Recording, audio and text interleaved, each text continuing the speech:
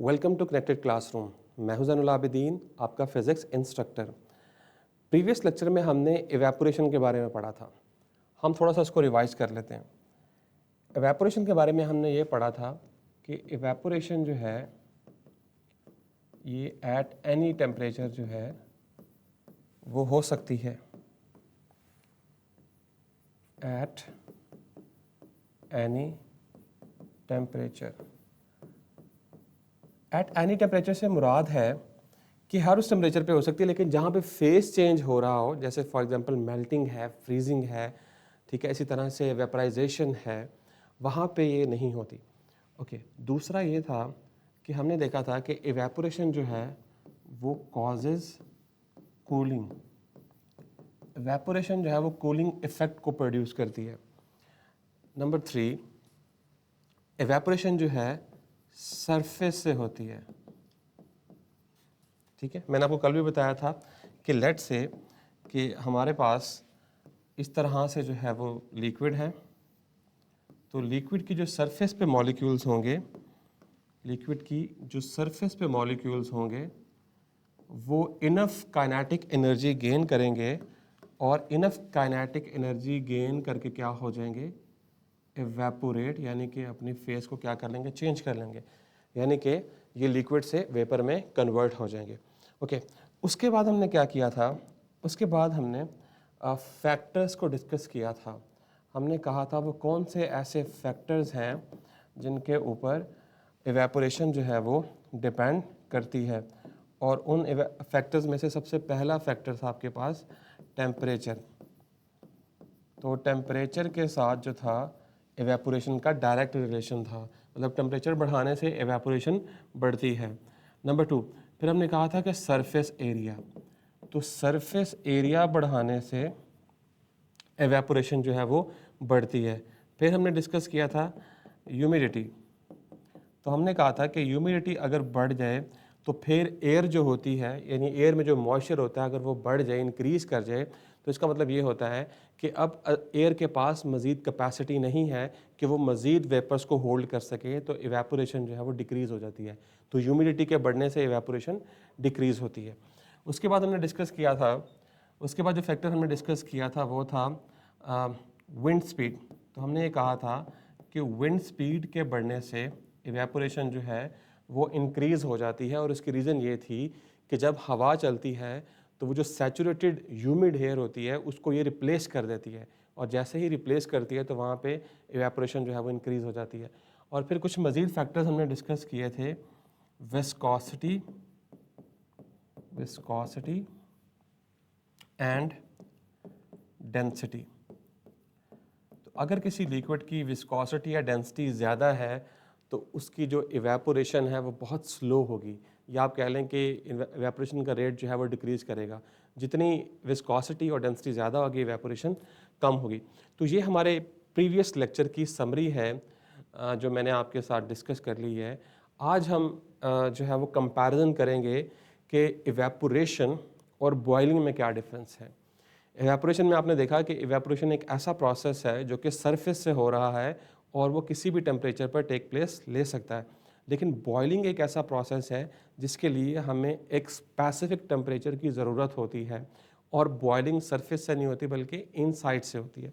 हम उसको देख लेते हैं अभी। तो हम चलते हैं टेबल की तरफ। ये हमारी बुक है, ये देखें। तो यहाँ से हमने क्या करना है, इनको डिफ्रेंशिएट करना है, और ये बहुत इंपॉर्टेंट लॉन्ग क्वेश्चन भी बन सकता है यहाँ से। Alright, okay. तो सबसे पहले हम देखेंगे प्रॉपर्टीज़ क्या है, फिर हम देखेंगे कि इवेपोरेशन की प्रॉपर्टीज़ कौन कौन सी हैं, और बॉइलिंग की प्रॉपर्टीज़ जो हैं वो कौन कौन सी हैं। सबसे पहले कि ये जो इवेपोरेशन या बॉइलिंग होती कैसी है, अकरेंस इनकी कैसी है। तो इवेपोरेशन जो है वो at the surface of liquid होती है, मतलब कि वो लिक्विड की सरफेस से होती है। लेट से कि अगर मैं यहाँ पे आपके लिए कंटेनर ड्रॉ करूँ, एक ये कंटेनर है, फर्ज करें कि ये कंटेनर है इस तरह से, और इसके अंदर जो है वो लिक्विड जो है मौजूद है। अब ये जो आपके पास इवेपोरेशन होगी, इवेपोरेशन होगी वो सरफेस से होगी इस तरह से, जबकि जो बॉइलिंग होगी, बॉइलिंग जो है, बॉइलिंग वो इनसाइड से भी होती है, या वो होती ही इनसाइड से, अगर आप डिफ्रेंशिएट करना चाह रहे हैं। तो आपने देखा है कि जब भी आप किसी लिक्विड को बॉयल करते हैं तो बॉयल करते वक्त आप ये चीज़ नोट करते हैं कि उसमें बबल्स जो हैं वो स्प्लैश होते हैं उसकी सरफेस पे आके। वो जो बबल्स हैं वो बेसिकली कहाँ से आ रहे होते हैं, वो इनसाइड द लिक्विड आ रहे होते हैं। तो उसका मतलब बॉइलिंग जो है वो थ्रू आउट द लिक्विड, यानी सारे लिक्विड के अंदर से होती है, उसके बल्क में से होती है, जबकि इवेपोरेशन जो है वो सिर्फ और सिर्फ सरफेस से होती है, वो एक सरफेस फिनोमेना है। ओके, नेक्स्ट देखें ज़रा। Okay, temperature. इवेपोरेशन जो है वो किसी भी टेम्परेचर पे हो सकती है, ठीक है, लेकिन बॉइलिंग जो है वो सिर्फ और सिर्फ बॉइलिंग पॉइंट ऑफ लिक्विड पे होती है। मतलब जैसे वाटर है, वाटर का जो बॉइलिंग पॉइंट है वो 100 डिग्री सेल्सियस है, तो वाटर की जो बॉइलिंग होगी वो 100 डिग्री सेल्सियस पर ही होगी, उससे कम या उससे ज़्यादा टेम्परेचर पर नहीं हो सकती, ठीक है। ओके, एनर्जी सोर्स क्या है इनका? ये जो है वो सराउंडिंग से एनर्जी लेते हैं। देखिए, आप कोई भी चीज़, जैसे मैंने कल बताया था कि अगर आपने क्लोथ्स वॉश करके आपने बाहर हैंग कर दिए हैं, तो वो जो एनर्जी होती है, जो टेम्परेचर उसका इंक्रीज करता है, वो सराउंडिंग से बेसिकली एनर्जी ले रहे होते हैं वो क्लोथ्स, ताकि एवेपोरेशन हो सके, ठीक है। लेकिन इसके लिए, बॉइलिंग के लिए हमें एक्सटर्नल हीट सोर्स की ज़रूरत होती है। मतलब कि आपको कुछ ना कुछ, यानी कि बर्नर की फॉर्म में यहाँ पे देना पड़ेगा, ताकि ये इसको हम क्या कर सकें, हीट कर सकें। तो हमें कांस्टेंट सप्लाई ऑफ हीट की ज़रूरत होती है बॉइलिंग के लिए।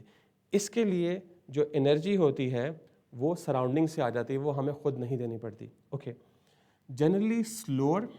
अच्छा, स्पीड या रेट इसका क्या है?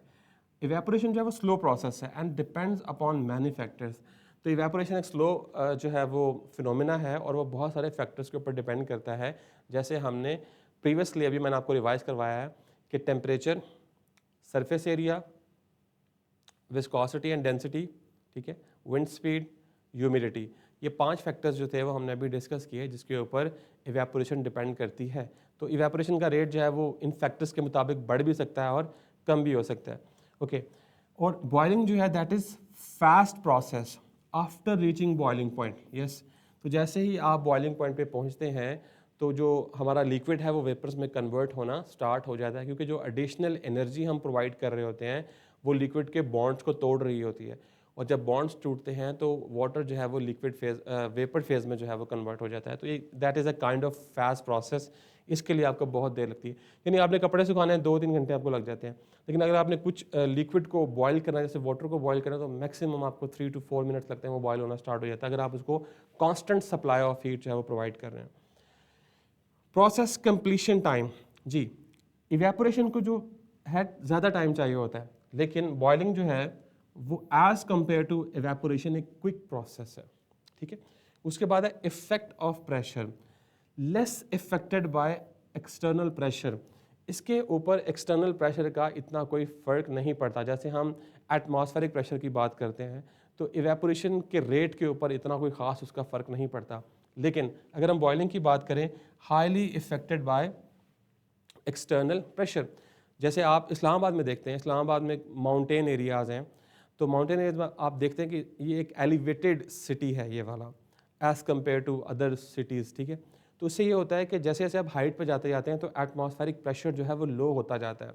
जब एटमॉस्फेरिक प्रेशर लो हो जाता है तो बॉइलिंग पॉइंट भी लो हो जाता है। जैसे फॉर एग्जांपल, डेटा के लिए मैं आपको बता देता हूँ कि अगर आप माउंटेन्स पे जाएं तो जो लिक्विड है यानी वाटर है, उसका जो बॉइलिंग पॉइंट है वो 70 डिग्री सेल्सियस हो जाता है। अगर 70 डिग्री सेल्सियस हो जाता है, इसका मतलब है कि वहाँ पे जब हम कुकिंग करते हैं तो कुकिंग करने के लिए हमें जो है वो ज़्यादा टाइम लगता है, क्योंकि बॉइलिंग पॉइंट पे जब टेम्परेचर रीच करता है तो फिर मज़ीद हम उसका टेम्परेचर नहीं बढ़ा सकते, तो इसलिए लेस एनर्जी जो है वो अब्जॉर्ब होती है। तो 100 डिग्री सेल्सियस बॉइलिंग पॉइंट है, तो इसका मतलब है ज़्यादा एनर्जी अब्जॉर्ब हो रही है। अगर लो प्रेशर की वजह से बॉइलिंग पॉइंट कम हो चुका है तो इसका मतलब है लेस एनर्जी जो है वो अब्जॉर्ब हो रही है, तो इसका मतलब है कुकिंग में हमें ज़्यादा टाइम लगता है। इसलिए ऐसे रीजन्स के ऊपर, जैसे नॉर्दर्न एरियाज में आप जाते हैं तो वहाँ पे हम प्रेफर करते हैं कि हम प्रेशर कुकर को यूज़ करें, ताकि आर्टिफिशियल प्रेशर जो है वो जनरेट करके कुकिंग को जल्दी से कंप्लीट किया जा सके। Alright, okay. Formation of bubble, evaporation में किसी किस्म के बबल नहीं बनते सरफेस के ऊपर, जबकि बॉइलिंग में bubbles are form throughout the liquid and rise from surface. वो जो बबल इनसाइड बनता है वो जब मूव करता है ऊपर की तरफ तो वो सरफेस पे जाके स्प्लैश हो जाता है। तो बॉइलिंग में जो बबल्स बनते हैं वो इनसाइड बनते हैं और सरफेस पे जाके स्प्लैश हो जाते हैं, जबकि इवेपोरेशन में किसी किस्म के बबल्स नहीं बनते। Depends on surface area, dependence, okay.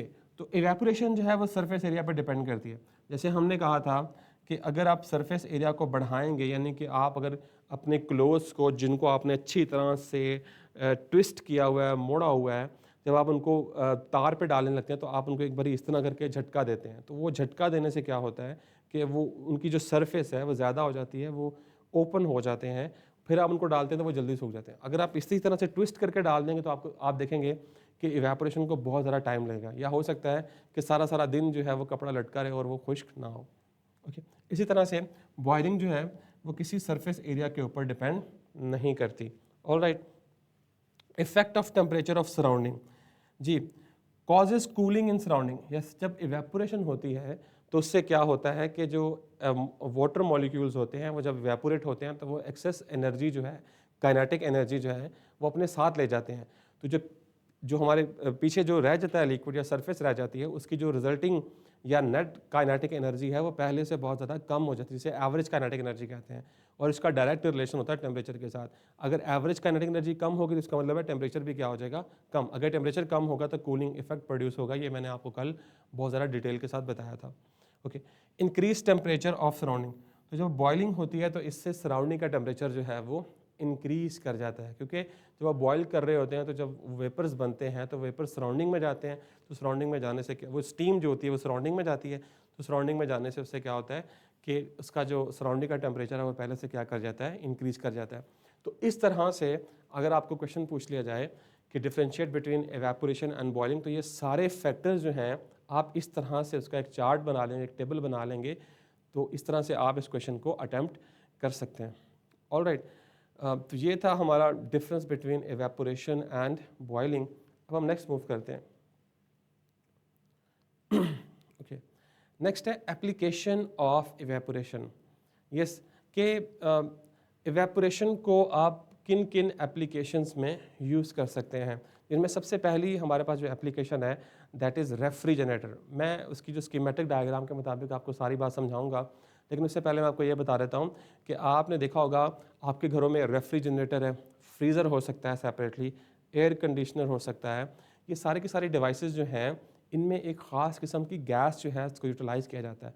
तो आप अक्सर देखते हैं कि हम कहते हैं कि अगर एसी सही से काम नहीं कर रहा तो हो सकता है उसकी गैस का प्रॉब्लम हो, या गैस लीकेज हो सकती है उसके अंदर। अगर फ्रिज सही से काम नहीं कर रहा तो हो सकता है कि उसकी गैस लीक कर गई है। तो वो गैस जो है वो एक मेजर रोल प्ले करती है कूलिंग इफेक्ट प्रोड्यूस करने में। तो पहले ये होता था कि हम इस तरह के रेफ्रिजरेटर्स या फ्रीज़र्स या एयर कंडीशनर्स में हम जो गैस यूज़ करते थे वो लिक्विफाइड गैस थी, और उस गैस को हम कहते थे फ्रेऑन गैस, या फिर हम उसको कहते थे क्लोरोफ्लोरोकार्बन्स। तो ये जो गैसेस थी ये बेसिकली क्या करती थी कि जब ये एमिट होती थी, लेट्स से कि अगर लीक आउट हो गई हैं, हमारे फ्रिज से लीक आउट हो चुकी हैं या एयर कंडीशनर में से लीक आउट हो चुकी हैं, तो जब ये हमारे एटमॉस्फेयर में जाती थी तो ये ओजोन लेयर को डैमेज करती थी। तो उससे क्या होता है कि अगर ओजोन लेयर डैमेज होगी तो जो ओजोन हमें सूरज से आने वाली अल्ट्रा वायलेट रेडिएशन से प्रोटेक्ट कर रही है, तो वो जब ओजोन डैमेज होगी तो डेफिनेटली अल्ट्रा वायलेट रेडिएशन जो हैं वो अर्थ तक पहुंचेंगी। तो अल्ट्रा वायलेट रेडिएशन जो है वो इनविजिबल रेडिएशंस होती हैं। उससे क्या हो सकता है कि स्किन बर्न हो सकता है, सोर्स हो सकते हैं, आई इन्फेक्शन हो सकता है। इसके अलावा और बहुत सारे जो है वो आपके स्किन रिलेटेड प्रॉब्लम जो है वो हो सकते हैं। तो उससे जो है वो बहुत ज़्यादा, यानी कि आप कह लें कि अल्ट्रा वायलेट रेडिएशन हमारे लिए बहुत ज़्यादा हार्मफुल है। तो हमने इसका फिर अल्टरनेट सोचा, हमने सोचा कि हम इस गैस को रिप्लेस करते हैं, और हमने इस गैस को अमोनिया के साथ रिप्लेस किया, या फिर हम इसकी जगह यूज़ करते हैं प्रोपेन, ब्यूटेन, जो कि हाइड्रोकार्बन्स हैं। यहाँ डिस्कस भी किया है, मैं आपके साथ डिस्कस भी करता हूँ। तो रेफ्रिजरेशन जो है उसमें हम एवेपोरेशन का फिनोमेना जो है वो यूज़ करते हैं, और आजकल जो हम यूज़ कर रहे हैं विदाउट CFCS, इसका मतलब होता है क्लोरोफ्लोरोकार्बन्स। तो इसमें जो कूलिंग प्रोड्यूस होती है वो एवेपोरेशन की वजह से होती है। अब एवेपोरेशन किस चीज़ की हो रही है, वो जो लिक्विफाइड गैस हमने यूज़ की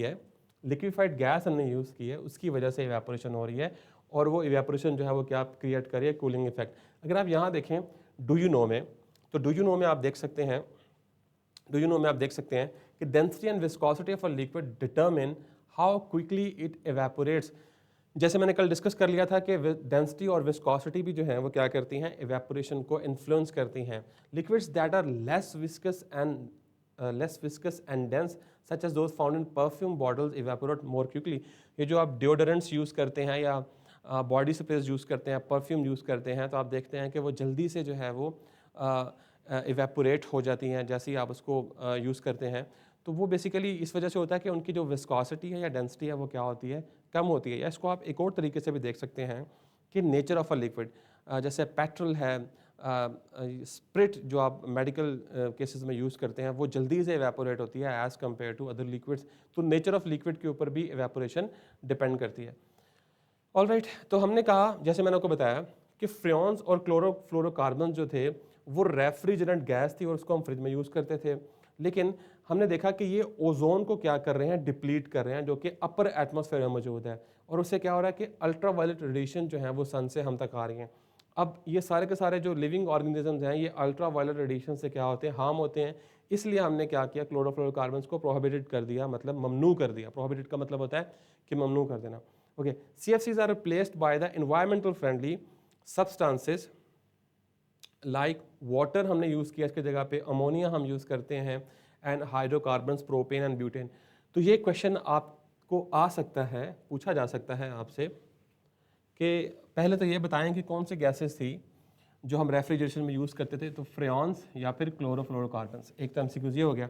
फिर हमने इनको रिप्लेस किसके साथ किया है, हमने इनको रिप्लेस किया, वाटर भी यूज़ करते हैं, अमोनिया यूज़ करते हैं, हाइड्रोकार्बन्स में कौन कौन से, प्रोपेन, ब्यूटेन एटसेट्रा, जितने भी हमारे पास ऑक्टेन, नॉन एंड डिकेन हाइड्रोकार्बन्स होते हैं, उनको हम क्या करते हैं, यूज़ करते हैं as in replacement of freons and hydrocarbons. Okay, अब यहाँ तक तो मैंने आपको समझा दिया। अब मैं आपको थ्योरी पढ़ाने के बजाय ये स्कीमेटिक डायग्राम जो है ये मैं आपको समझाऊंगा कि ये जो डायग्राम है ये आपको क्या बता रही है। ओके, ये बेसिकली वो प्रोसेस है, वो सारे का सारा प्रोसेस है जो कि रेफ्रिजरेशन जो है उसमें हो रहा है। अब इसमें समझें, आपको पता है कि आपका जो फ्रिज होता है, ये रेफ्रिजरेटर होता है, उसमें जो एक बहुत इंपॉर्टेंट डिवाइस होती है, एंटिटी होती है, जिस पे पूरा का पूरा फ्रिज काम कर रहा होता है, वो बेसिकली कंप्रेसर होता है। ओके, तो हमने क्या किया कि हमने ये किया, जस्ट अ मिनट। ओके, अब देखिएगा ज़रा। अब इसके दो हिस्से हैं। अगर आप देखें तो इस तरफ देखें लो प्रेशर हिस्सा, ठीक है, ये वाला, जैसे मैं इसको हाईलाइट कर देता हूँ, ठीक है, एक तरफ है हाई प्रेशर हिस्सा। अब ये फ्रिज की दो साइड्स हैं। ये वाली जो साइड है, ये वाली, ये सारे के सारे साइड है इनसाइड, जो फ्रिज के अंदर वाली साइड है। आपने देखा होगा कि अगर कभी आपने पुराने फ्रिज देखे हों या टूटे हुए फ्रिज देखे हों, तो आप देखते हैं कि जो उनकी बॉडी होती है, उनकी बॉडी के अंदर से कॉपर के पाइप्स गुजर रहे होते हैं। वो कॉइल्स जो होती हैं वो बेसिकली क्या होती हैं, इवेपोरेशन कॉइल होती हैं। तो ये वाला जो हिस्सा है, ये जो हाफ है, ये बेसिकली इनसाइड द फ्रिज है। Okay, so this is the back side of a fridge. तो आप देखते हैं कि फ्रिज के बैक साइड पे एक ग्रिल लगी होती है ब्लैक कलर की, वो बेसिकली ये वाली साइड है। ऑलराइट, तो ये दो डिफरेंट साइड्स हैं, तो हम इनके फंक्शन को देखेंगे। फाइन, ओके, तो होता ये है कि आप क्या करते हैं कि कंप्रेसर में हमारे पास क्या आती है, गैस आती है। ओके, जो गैस हमने डिस्कस की हुई है, ठीक है, जो भी रेफ्रिजरेंट गैस जो है वो यूज़ कर रहे हैं। ओके, तो ये कंप्रेसर क्या करता है, कंप्रेसर उस गैस को, लेट्स से कि अगर आपके पास ये कंप्रेसर है, इसमें गैस आई है इस तरह से, जो हम गैस यूज़ कर रहे हैं, तो कंप्रेसर क्या करता है, इसे कंप्रेस करता है। क्या करता है, कंप्रेस। तो जब ये जो हमारा कंप्रेसर है ये गैस को कंप्रेस करता है, तो आपको पता है कि जब हम गैस के ऊपर, कंप्रेस करने का मतलब है कि हम गैस के ऊपर वर्क डन कर रहे हैं, तो वर्क डन से क्या होगा कि प्रेशर जो है वो गैस का क्या होगा, इंक्रीज। क्योंकि आपको पता है कि जो गैस होती है वो रैंडम मोशन में होती है और वो प्रेशर अप्लाई कर रही होती है, ठीक है। जब आप उसे कंप्रेस करेंगे तो वो मज़ीद एक दूसरे के साथ कोलाइड करेगी। जब कोलाइड करेगी तो इसका मतलब है कंप्रेशन के दौरान प्रेशर जो है वो इंक्रीज़ होगा। और हमें पता है गैसेस का जब प्रेशर इंक्रीज़ करता है, कोलिजन इंक्रीज़ करती हैं, तो इसका मतलब है काइनेटिक एनर्जी जो है वो भी बढ़ती है। जब काइनेटिक एनर्जी बढ़ती है तो इसका मतलब है कि टेम्परेचर भी इंक्रीज़ करता है। तो क्या हुआ कि जब कंप्रेसर ने उस गैस को कंप्रेस किया, कंप्रेस करने से क्या हुआ कि वो एक हॉट लिक्विड बन गई, क्योंकि मैंने आपको बताया था कि लिक्विफाइड गैस है। ये उस तरह से गैस नहीं है, बल्कि ये लिक्विड की फॉर्म में एक गैस है। ओके, तो फिर क्या होगा कि टेम्परेचर इंक्रीज कर दिया तो ये हॉट लिक्विड बन गया और इसका प्रेशर भी क्या हो गया, हाई हो गया। अब ये गैस जो है जब यहाँ से निकलती है तो इन पाइप्स के अंदर आ जाती है। इन पाइप्स को हम कहते हैं कंडेंसर कॉइल्स। अब ये कंडेंसर कॉइल जो होती हैं, इसकी डिज़ाइन इसको इस तरह से किया जाता है कि इसमें से जो हीट है वो क्या हो, रेडिएट हो। हम चाहते तो हम इस पाइप को बिल्कुल सीधा भी डाल सकते थे इस तरह से, लेकिन हमने इसको इस तरह से जिग जैग फॉर्म में डाला है ताकि जो डिस्टेंस है, जो गैस का ट्रैवलिंग डिस्टेंस है, उसको इंक्रीज़ किया जा सके। जब गैस का ट्रैवलिंग डिस्टेंस हम इंक्रीज करेंगे तो ज़्यादा टाइम तक वो इन पाइप्स के अंदर रहेगी। और क्या होगी, जब वो इन पाइप्स के अंदर रहेगी तो क्या होगा कि यहाँ से in the form of heat, जो इसके अंदर हीट होगी वो क्या होगी, इस तरह से एमिट होगी, इस तरह से। तो अक्सर आप देखें जब फ्रिज वर्किंग कर रहा होता है तो उसकी जो बैक ग्रिल होती है, तो आप वहाँ पे अगर हाथ रख के देखें तो आपको क्या होगा कि थोड़ी सी हीट फील होगी। ओके, अब एक बारी मैं ये अली नूर में पूरा एक्सप्लेन कर दूँ ना, देन मैं आपके क्वेश्चंस लेता हूँ। आप इस प्रोसीजर को पूरा समझ लें स्टेप बाय स्टेप। अगर आप नहीं समझेंगे तो आपको समझ नहीं आएगी। All right, okay. तो यहाँ से कंप्रेशन के बाद गैस जो है वो कंडेंसर कॉइल्स के अंदर इंटर हुई और उसने क्या किया, जो अपनी इजाफी हीट थी उसको काफ़ी हद तक जो है वो क्या कर दिया, एमिट कर दिया, निकाल दिया अपने में से। ठीक है, ओके। अब ये यहाँ से जब ये इस तरफ की तरफ मूव करेगी तो यहाँ पे एक आपको इंस्ट्रूमेंट नज़र आएगा, इसे हम कहते हैं एक्सपेंशन वॉल्व। अब जब ये हॉट लिक्विड, जो कि कंपैरेटिवली जितना पहले हॉट था अब उतना हॉट नहीं है, जब इस एक्सपेंशन वॉल्व में से पास होगा तो इस एक्सपेंशन वॉल्व जो है इसमें एक बारीक सी कैपिलरी ट्यूब होती है, बहुत बारीक सी कैपिलरी ट्यूब होती है। तो होता ये है कि जैसे ही वो इस कैपिलरी ट्यूब में से निकलता है तो उससे ये होता है कि यहाँ पे एक्सपेंशन होती है, सडन एक्सपेंशन। एक्सपेंशन वॉल्व जो है वो इस लिक्विड को क्या करता है, एक्सपैंड करता है। और आपको पता है कि इस लिक्विफाइड गैस को जब एक्सपेंशन मिलेगी तो जब कोई गैस एक्सपैंड करती है तो उसका टेम्परेचर जो है वो पहले से क्या हो जाता है, लो हो जाता है। अब ज़रा इस बात को समझिएगा कि कुछ अमाउंट ऑफ हीट तो ये कंडेंसर कॉइल जो थी यहाँ से उसने क्या कर दी, एमिट कर दी। ठीक है, अब कुछ हीट जो है वो इस एक्सपेंशन वॉल्व में जब यहाँ से हमारा लिक्विड आगे की तरफ किया है तो वो सडन एक्सपेंशन हुई है उसके अंदर।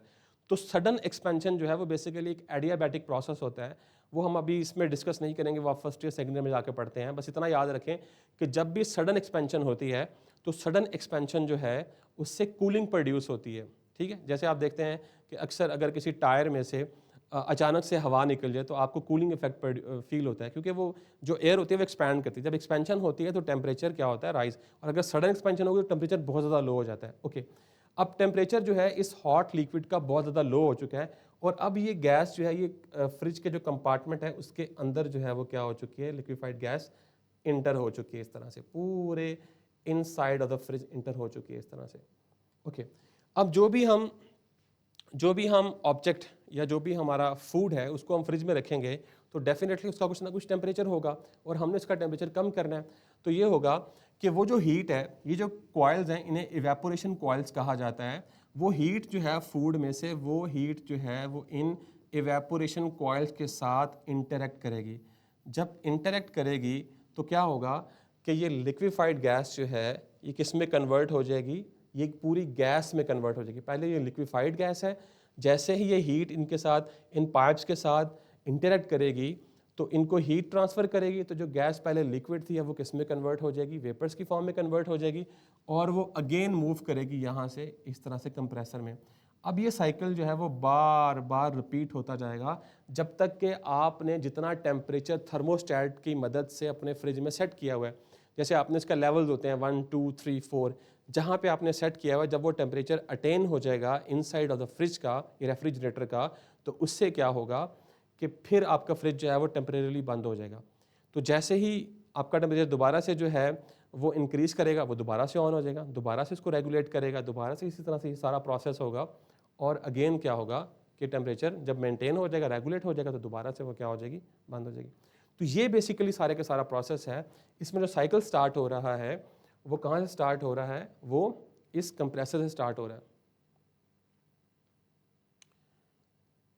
हाँ, ये बेसिकली जो आप क्वेश्चन पूछ रहे हैं ये डिपेंड करता है, ये अब टेक्नीशियंस आपको ज़्यादा बेहतर बता सकते हैं कि आप ड्राई आइस जो है वो यूज़ कर सकते हैं या नहीं कर सकते, उसके कौन से नुकसानात हो सकते हैं। अगर लेट से गैस लीकेज हो जाए इनसाइड, तो ये एक मेरे ख्याल में एक हार्मफुल गैस है, तो हो सकता है कि इसके कुछ कॉम्प्लिकेशंस हो सकती हैं। लेकिन चूंकि हमें कहा गया है कि सिर्फ़ और सिर्फ हम अमोनिया, वाटर या हाइड्रोकार्बन्स यूज़ कर सकते हैं, तो मैं बहुत ज़्यादा श्योर नहीं हूँ ड्राई आइस के बारे में। ठीक है, ओके तो यहाँ तक मैंने जो है वो एक्सप्लेन कर दिया है कि रेफ्रिजरेटर जो है वो किस तरह से काम करता है। उसमें ये डायग्राम बड़ी इंपॉर्टेंट है, अगर आप इसको अटेम्प्ट करें तो अटेम्प्ट करने के साथ आपने डायग्राम लाजमी बनाने की, कंडेंसर कॉइल्स कौन सी होती हैं और एवेपोरेशन कॉइल्स जो हैं वो कौन सी होती हैं। ऑलराइट, ओके नेक्स्ट देखिए, ये जितनी भी थ्योरी लिखी हुई है यहाँ पे, ये सारी की सारी थ्योरी जो 2 पैराग्राफ्स की थ्योरी है मैंने आपको वैसे एक्सप्लेन करके बता दी है। ठीक है, ओके नेक्स्ट देखें, फूड प्रिजर्वेशन।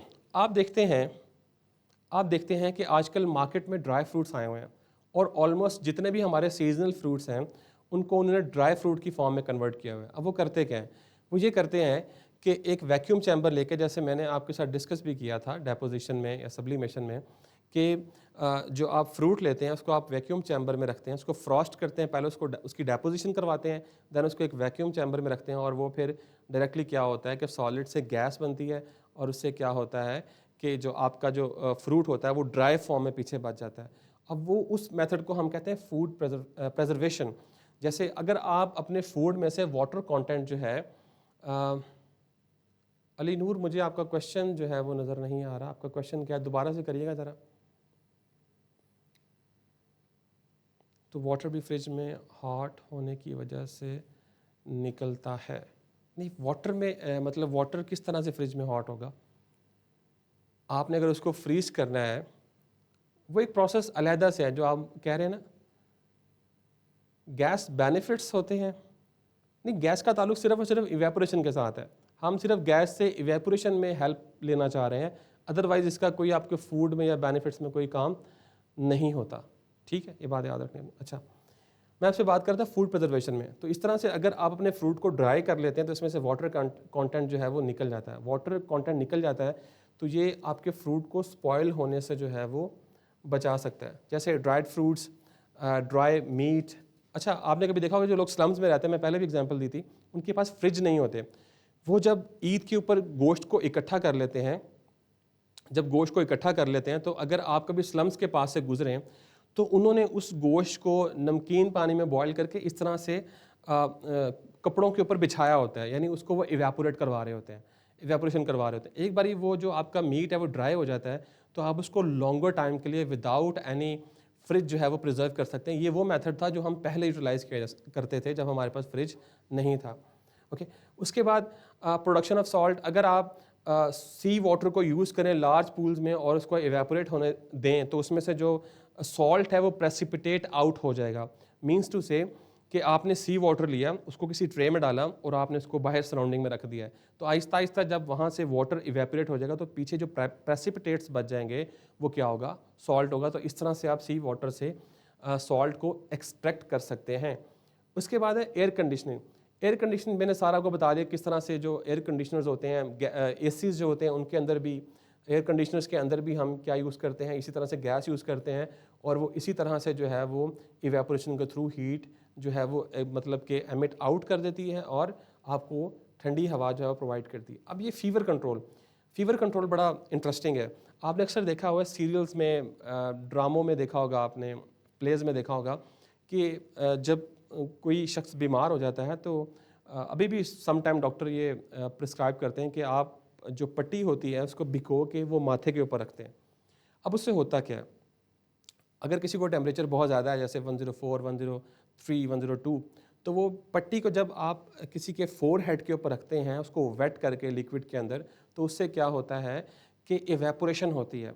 तो वो जब पट्टी से लगने वाला लिक्विड जो है वो आपके फोर हेड के साथ इंटरेक्ट करता है तो उसको इतनी इनफ एनर्जी मिलती है कि वो आहिस्ता आहिस्ता वेपर्स में कन्वर्ट होता है। तो जब वेपर्स में कन्वर्ट होता है तो वो आपके हेड की जो एक्सेसिव हीट है वो साथ लेके क्या होता है वो इवेपोरेट हो जाता है। इस तरह से आपकी बॉडी का टेम्परेचर जो है वो कम हो जाता है या हो सकता है। तो ये मेथड भी हम यूज़ करते हैं बॉडी टेम्परेचर को रेगुलेट करने के लिए। तो ये था आज का हमारा टॉपिक, जिसमें हमने डिस्कस किया ड्राई फ्रूट्स को साल्ट कैसे प्रोड्यूस कर सकते हैं, एयर कंडीशनर्स कैसे काम करते हैं, ठीक है।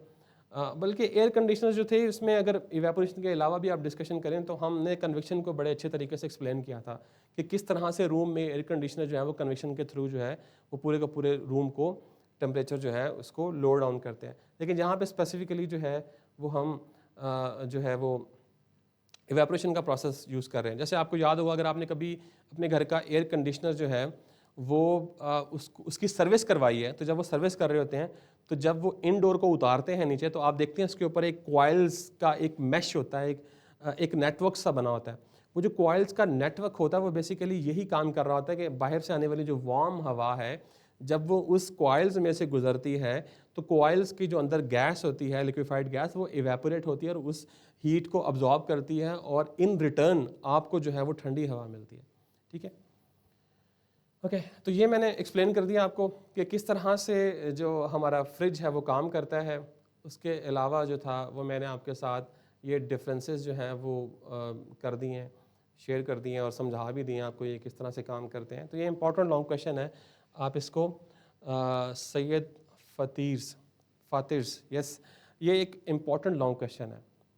इसमें क्वेश्चन आपसे आ सकता है कि इवेपोरेशन के बारे में पूछा जा सकता है कि इवेपोरेशन कूलिंग कैसे कॉज करता है, फैक्टर्स बताएं कि कौन कौन से फैक्टर्स जो हैं वो इवेपोरेशन को इफ़ेक्ट करते हैं। इसी तरह से आपसे पूछा जा सकता है कि इवेपोरेशन और बॉइलिंग में डिफरेंसेस बताएं, एटलीस्ट 5 to 6 डिफरेंसेस बताएं, तो फिर आप इस तरह से बताएंगे। फिर आपसे पूछा जा सकता है एप्लीकेशन ऑफ इवेपोरेशन कहाँ कहाँ आप यूज़ करते हैं, तो फिर आप ये रेफ्रिजरेशन का बता सकते हैं, प्रोडक्शन ऑफ साल्ट का बता सकते हैं, फूड प्रिजर्वेशन का बता सकते हैं, फीवर कंट्रोल का बता सकते हैं, तो ये एयर कंडीशन का बता सकते हैं। तो ये सारे आप जो है उसमें बता सकते हैं।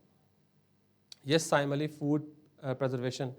आज हम न्यूमेरिकल्स के लिए हम इस तरह करेंगे कि एक कंप्लीट वीडियो जो है न्यूमेरिकल्स की वो बनाएंगे, क्योंकि हमने ये लेक्चर को यूट्यूब पे भी अपलोड करना होता है। तो यूट्यूब पे अपलोड करने की वजह से हमें कंटेंट को सेपरेट रखना पड़ता है ताकि आपको एक ही वीडियो के अंदर सारे के सारे न्यूमेरिकल्स मिल जाएं, एक ही वीडियो के अंदर एमसीक्यूज़ और एक ही वीडियो के अंदर आपको शॉर्ट क्वेश्चन मिल जाए। बाकी ये थ्योरी की वीडियोज़ हैं। तो ये था आज का हमारा लेक्चर। आई होप सो कि आपने अंडरस्टैंड किया होगा। अगर आपकी कोई मज़ीद क्यूरीज़ हैं तो आप यूट्यूब के कमेंट सेक्शन में भी आप पूछ सकते हैं। So this is all from my side. This is Zainul Abidin signing off.